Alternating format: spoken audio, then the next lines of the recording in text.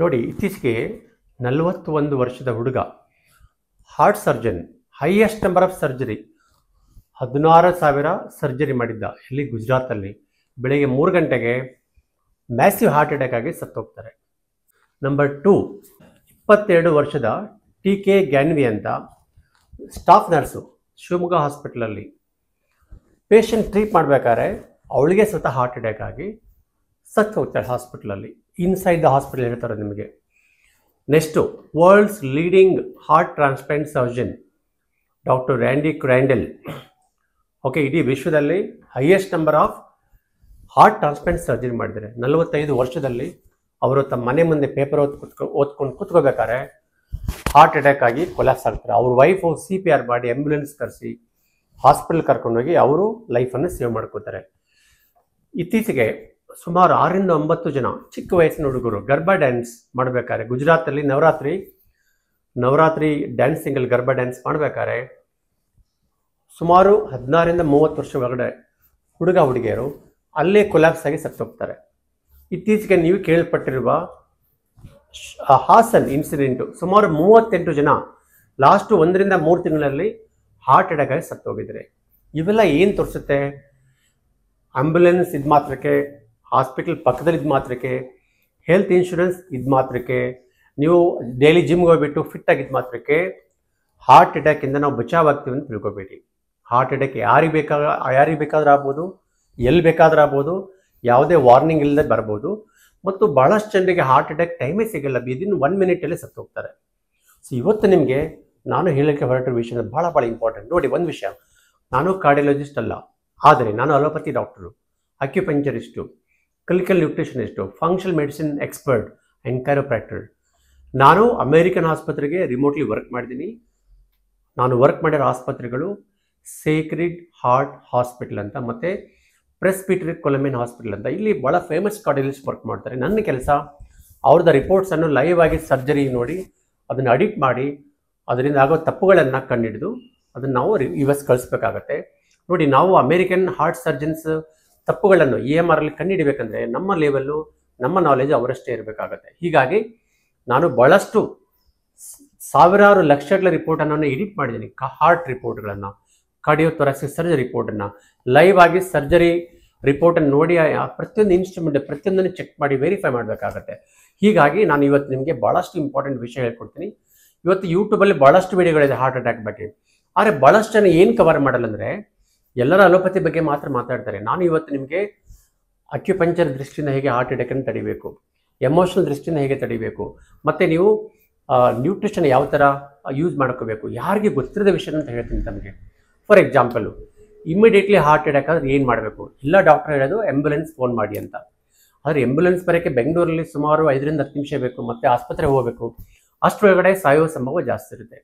So ನಾನು ನಿಮಗೆ ಏನಂದರೆ ಇಂಪಾರ್ಟೆಂಟು, ಕೊನೆವರೆಗೆ ವಿಡಿಯೋ ನೋಡ್ತಾ ಹೋಗಿ ಇಮ್ಮಿಡಿಯೇಟ್ ಆಗಿ ವಿದಿನ್ 1 to 3 ಮಿನಿಟ್ಸಲ್ಲಿ ಯಾರದೇ ಲೈಫನ್ನು ಸೇವ್ ಮಾಡ್ಬೋದು ಹಾರ್ಟ್ ಅಟ್ಯಾಕು ಮತ್ತು ಸ್ಟ್ರೋಕಿಂದ. ಇದಕ್ಕೆ ಭಾಳ ಇಂಪಾರ್ಟೆಂಟ್ ಬೇಕು ನಿಮಗೆ. ಒಂದು ಟೂತ್ ಪಿಕ್ಕು, ಒಂದು ನೇಲು, ಒಂದು ಪೆನ್ನು ಇದ್ದರೆ ನೀವು ಯಾರು ಬೇಕಾದ್ರೂ ಲೈಫನ್ನು ಸೇವ್ ಮಾಡ್ಬೋದು, ಎಲ್ಲಿ ಬೇಕಾದ್ರೂ ಸೇವ್ ಮಾಡ್ಬೋದು. ನೋಡಿ, ಇವತ್ತು ನೀವು ಎಲ್ಲರೂ ಸಮುದ್ರಯಾನ ಮಾಡ್ತಿರ್ತಾರೆ, ಅಲ್ಲಿ ನಿಮಗೆ ಆ್ಯಂಬ್ಯುಲೆನ್ಸ್ ಸಿಗಲ್ಲ. ನೀವು ಅಮರನಾಥ ಯಾತ್ರೆ ಹೋಗ್ತೀರಾ, ಅಲ್ಲಿ ಆ್ಯಂಬ್ಯುಲೆನ್ಸ್ ಇರಲ್ಲ, ನಿಮಗೆ ಹೆಲಿಕಾಪ್ಟರ್ ಬರಬೇಕು. ಅಥವಾ ನೀವು ಟಾಯ್ಲೆಟ್ ಮಾಡ್ತಾ ಇರ್ತೀರಾ, ಲಾಕ್ ಮಾಡಿರ್ತೀರಾ, ಹಾರ್ಟ್ ಅಟ್ಯಾಕ್ ಆಗುತ್ತೆ. ಆವಾಗ ಅಲ್ಲಿ ನಿಮಗೆ ಫೋನು ಇರಲ್ಲ, ಅಲ್ಲಿ ಹೇಗೆ ನೀವು ಆ್ಯಂಬ್ಯುಲೆನ್ಸ್ ಫೋನ್ ಮಾಡ್ತೀರಾ? ಅಥವಾ ನಿಮಗೆ ಚೀರಿದ್ರು ಕೂಡ ಹೊರಗಡೆ ಬಂದು ಲಾಕ್ ಡೋರ್ ಬ್ರೇಕ್ ಮಾಡಬೇಕು, ಆವಾಗ ಟೈಮ್ ಇರಲ್ಲ. ಹೀಗಾಗಿ ನಾನು ನಿಮಗೆ ಯಾವುದೇ ಇನ್ಸ್ಟ್ರೂಮೆಂಟ್ ಇಲ್ಲದೆ, ಯಾವುದೇ ಡಿಫಿಬ್ರಿಲೇಟರ್ ಇಲ್ಲದೆ, ಯಾವುದೇ ಆಂಬ್ಯುಲೆನ್ಸ್ ಇಲ್ಲದೆ ಹಾರ್ಟ್ ಅಟ್ಯಾಕ್ ಆದಾಗ ಏನು ಮಾಡಬೇಕಂದ್ರೆ ಒಂದು ಭಾಳಷ್ಟು ಟಿಪ್ಸ್ಗಳನ್ನು ಕೊಡ್ತೀನಿ. ದಯವಿಟ್ಟು ಕೊನೆವರೆಗೆ ನೋಡ್ತಾ ಇರಿ, ಭಾಳ ಇಂಪಾರ್ಟೆಂಟು. ಸೊ ನೀವು ಯಾವುದೇ MBBS MD DM ಮಾಡದೆ ಇನ್ನೊಬ್ಬರ ಲೈಫನ್ನು ಸೇವ್ ಮಾಡಬಹುದು. ಇವತ್ತಲ್ಲಿ ನಮ್ಮ ಲೈಫ್ ಸ್ಟೈಲಿಂದ, ನಮ್ಮ ಡಯಟಿಂದ ನಮ್ಗೆ ಗೊತ್ತಿಲ್ಲದಂಗೆ ಪ್ಲಾಕ್ ಬಿಲ್ಡಪ್ ಆಗುತ್ತೆ. ಹೀಗಾಗಿ ಇವತ್ತು ನಿಮಗೆ ಭಾಳಷ್ಟು ಇಂಪಾರ್ಟೆಂಟ್ ಟೆಸ್ಟ್ಗಳನ್ನ ಹೇಳ್ಕೊಡ್ತೀನಿ. ಇಂಡಿಯಾದಲ್ಲಿ ಯಾವ ಡಾಕ್ಟರ್ ಗೊತ್ತಿರೋದ ಟೆಸ್ಟ್ಗಳನ್ನ ಹೇಳ್ಕೊಡ್ತೀನಿ, ಅದನ್ನು ಕೂಡ ಖಂಡಿತವಾಗ್ಲೂ ನೋಡಿ.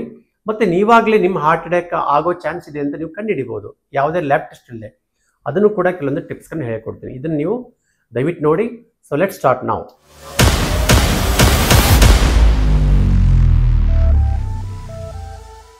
ನೋಡಿ, ಇತ್ತೀಚೆಗೆ ಎಲ್ಲ ಕಡೆಯೂ ಹಾರ್ಟ್ ಅಟ್ಯಾಕ್ ಬಗ್ಗೆ, ಹಾಸನ್ ಇನ್ಸಿಡೆಂಟ್ ಬಗ್ಗೆ ಭಾಳಷ್ಟು ವಿಡಿಯೋಗಳು ಬರ್ತಾ ಇದೆ. ಜನ ಗಾಬರಿ ಆಗಿದ್ದಾರೆ. ಆದರೆ ಗಾಬರಿ ಆಗಬೇಕಾಗಿಲ್ಲ. ನಿಮಗೆ ಒಂದು ಒಳ್ಳೆ ಗುಡ್ ನ್ಯೂಸ್ ಕೊಡ್ತೀನಿ.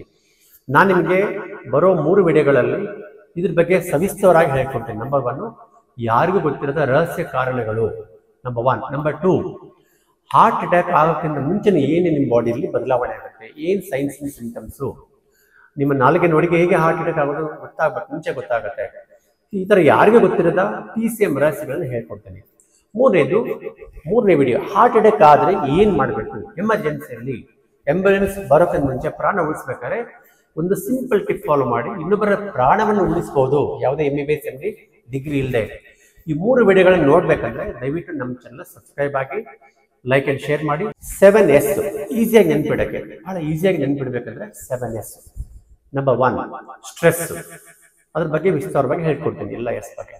ನಂಬರ್ 1 ಸ್ಟ್ರೆಸ್, 2ನೇದು ಸ್ಮೋಕಿಂಗ್, 3ನೇದು ಸ್ಲೀಪ್ಲೆಸ್ನೆಸ್ ಇನ್ಸಾಮ್ನಿಯಾ ನಿದ್ರಾಹೀನತೆ, 4ನೇದು ಸೆಡೆಂಟರಿ ಲೈಫ್ ಸ್ಟೈಲ್ ವ್ಯಾಯಾಮರಹಿತ ಜೀವನ, next sugar, eating too much of white sugar ಅಥವಾ ರಕ್ತದಲ್ಲಿ ಶುಗರ್ ಸಕ್ಕರೆ ಪ್ರಮಾಣ ಜಾಸ್ತಿ ಇರೋದು, ನೆಕ್ಸ್ಟ್ ಸಾಲ್ಟು, ಅತಿಯಾದ ಸಾಲ್ಟು ಪ್ರಿಸರ್ವೇಟಿವ್ ಆಗಿ ಡೈರೆಕ್ಟ್ ಆಗಿ ಊಟದಲ್ಲಿ ಸಾಲ್ಟ್ ಅತಿಯಾಗಿ ತಿನ್ನುವುದು, ನೆಕ್ಸ್ಟ್ ಸಿಕ್ ಮೈಂಡ್ ಅಂತ ಹೇಳ್ತೀವಿ. ನಮ್ಗೆ ಸಿಕ್ ಮೈಂಡ್ ಅಂದ್ರೆ ಟೂ ಮಚ್ ಆಫ್ ಫಿಯರು, ಅತಿ ಭಯ, ಜಾಸ್ತಿ ಭಯ ಇರುತ್ತೆ, ಮತ್ತೆ ಹೇಟ್ರೆಡ್ನೆಸ್, ಜಿಲಸ್ನೆಸ್.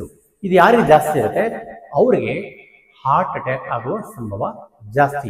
ಇವು ನಮ್ಮ 7S of heart attack causes.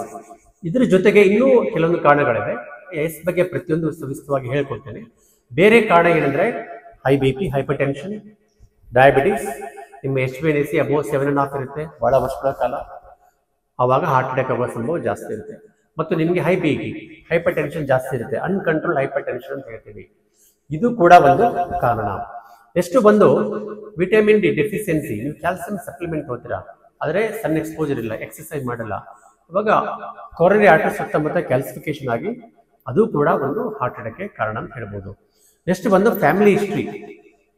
ನಿಮ್ಗೆ ಫ್ಯಾಮಿಲಿಯಲ್ಲಿ ಯಾರಿಗಾದ್ರೂ ಹಾರ್ಟ್ ಅಟ್ಯಾಕ್ ಜಾಸ್ತಿ ಆಗಿದ್ರೆ, ಫಾರ್ ಎಕ್ಸಾಂಪಲ್ ರಾಜ್ಕುಮಾರ್ ಫ್ಯಾಮಿಲಿಯಲ್ಲಿ ನೋಡಿ, ರಾಜ್ಕುಮಾರ್ ಫ್ಯಾಮಿಲಿಯಲ್ಲಿ ಬಹಳ ಜನರಿಗೆ ಹಾರ್ಟ್ ಅಟ್ಯಾಕ್ ಹಿಸ್ಟ್ರಿ ಇದೆ.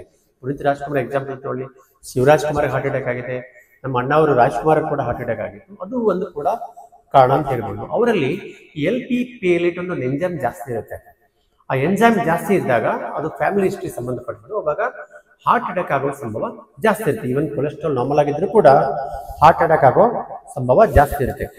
ನೆಕ್ಸ್ಟ್ ಇನ್ನೂ ಒಂದು ಗೊತ್ತಿರದ ವಿಷಯ, ಇವತ್ತು ಯಾರೇ ನೋಡಿ ಎಲ್ಲಿ ನೋಡಿ ಪೇನ್ ಕಿಲ್ಲರ್ ತಗೋತಾರೆ. ಬಹಳಷ್ಟು ಪೇನ್ ಕಿಲ್ಲರ್ಗಳು, ಐಬ್ಯುಪ್ರೊಫೆನ್ ಇರ್ಬೋದು, NSAID ನಾನ್ ಸ್ಟೆರಾಯ್ಡಲ್ ಡ್ರಗ್ಸ್ ಇರ್ಬೋದು, especially nimesulide, celecoxib, very dangerous for heart attack. ವಿಪರೀತ ನೀಯಲ್ಲಿ ನೋವಾದಾಗ ಏನ್ ಮಾಡ್ತಾರೆ, ಈ ನೈಮೆಸಿಲೈಡ್, ಸಿಲಿಕಾಕ್ಸಿಬ್ ಅಂತ ಮಾತ್ರೆ ಕೊಡ್ತಾರೆ, ಅದರಿಂದ ಬಹಳಷ್ಟು ಹಾರ್ಟ್ ಅಟ್ಯಾಕ್ ಆಗುತ್ತೆ. ಇದ್ರ ಜೊತೆ ಬೇರೆ ಮೆಡಿಸಿನ್ ಕೂಡ, ಈಗ ನೋಡಿ ಡಯಾಬಿಟಿಸ್, ಕೊಲೆಸ್ಟ್ರಾಲ್ ಕಂಟ್ರೋಲ್ ಮಾಡೋಕ್ಕೆ ಒಂದು ಡ್ರಗ್ ಕೊಡ್ತಾರೆ, ರೋಜುವಾಸ್ಟಾಟಿನ್ ಅಂತ ಹೇಳಿ, ಸ್ಟಾಟಿನ್ ಡ್ರಗ್ಸ್. ಸ್ಟಾಟಿನ್ ಕೊಡದೆ ಕೊಲೆಸ್ಟ್ರಾಲ್ ಕಡಿಮೆ ಆಗಿ, ಆದ್ರೆ ಅದರಿಂದ ಕೂಡ ಹಾರ್ಟ್ ಅಟ್ಯಾಕ್ ಆಗುತ್ತೆ ಅಂತ ಬಹಳಷ್ಟು ಸ್ಟಡಿಗಳು ಹೇಳುತ್ತೆ ಇವತ್ತು. ಸೊ ಬಹಳಷ್ಟು ಈಗ ನಾರ್ಕೋಟಿಕ್ ಡ್ರಗ್ಸ್, ಹೆರೋಯಿನ್, ಕೊಕೇನು, NMND ಅಂತ ಬರುತ್ತೆ, ಇವು ಕೂಡ ಹಾರ್ಟ್ ಅಟ್ಯಾಕ್ ಆಗೋಕ್ಕೆ ಕಾರಣ ಇದೆ. ಕ್ಯಾನ್ಸರ್ ಡ್ರಗ್ಸ್ ಕೂಡ ಹಾರ್ಟ್ ಅಟ್ಯಾಕ್ ಆಗೋಕ್ಕೆ ಕಾರಣ ಆಗಬಹುದು. ಸೊ ಈ ತರ ಡ್ರಗ್ ಸೈಡ್ ಎಫೆಕ್ಟ್ ಇಂದ ಕೂಡ ತಮಗೆ ಹಾರ್ಟ್ ಅಟ್ಯಾಕ್ ಬರೋ ಸಂಭವ ಜಾಸ್ತಿ ಇರುತ್ತೆ. ನೋಡಿ, ಕೆಲವೊಬ್ರು ಏನ್ ಮಾಡ್ತಾರೆ, ಬೀಟ್ರೂಟ್ ಜ್ಯೂಸ್ ಕುಡಿತಾರೆ, ಮ್ಯಾಗ್ನೀಷಿಯಂ ಟ್ಯಾಬ್ಲೆಟ್ ತಗೋತಾರೆ, ಜೊತೆಗೆ ಒಂದು 2 BP ಪಿಲ್ ತಗೋತಾರೆ, ಎಷ್ಟು ಡಬಲ್ ಡೋಸ್ ತಗೋತಾರೆ, ಅವ್ರಿಗೆ ಸಡನ್ಲಿ ಬ್ಲಡ್ ವೆಸಲ್ ಡೈಲೇಟ್ ಆಗಿ ಹೈಪೋಟೆನ್ಸಿವ್ ಹಾರ್ಟ್ ಅಟ್ಯಾಕ್ ಆಗುತ್ತೆ. BP ಕಡಿಮೆ ಆಗಿ ಹಾರ್ಟ್ ಅಟ್ಯಾಕ್ ಅಥವಾ ಕಾರ್ಡಿಯಾಕ್ ಅರೆಸ್ಟ್ ಆಗೋ ಚಾನ್ಸ್ ಕೂಡ ಜಾಸ್ತಿ ಇರುತ್ತೆ. ಸೊ ಇವು ನಮಗೆ ಗೊತ್ತಿರುವ ಮೇನ್ ಹಾರ್ಟ್ ಅಟ್ಯಾಕ್ ಕಾರಣಗಳು. ಇನ್ನು ಬೇರೆ ಬೇರೆ ಕಾರಣ ಇದೆ, ಆದರೆ ನಾನು ಒಂದೊಂದಾಗಿ ಸವಿಸ್ತರವಾಗಿ ನಾನು ತಮಗೆ ಹೇಳ್ಕೊಡ್ತೇನೆ.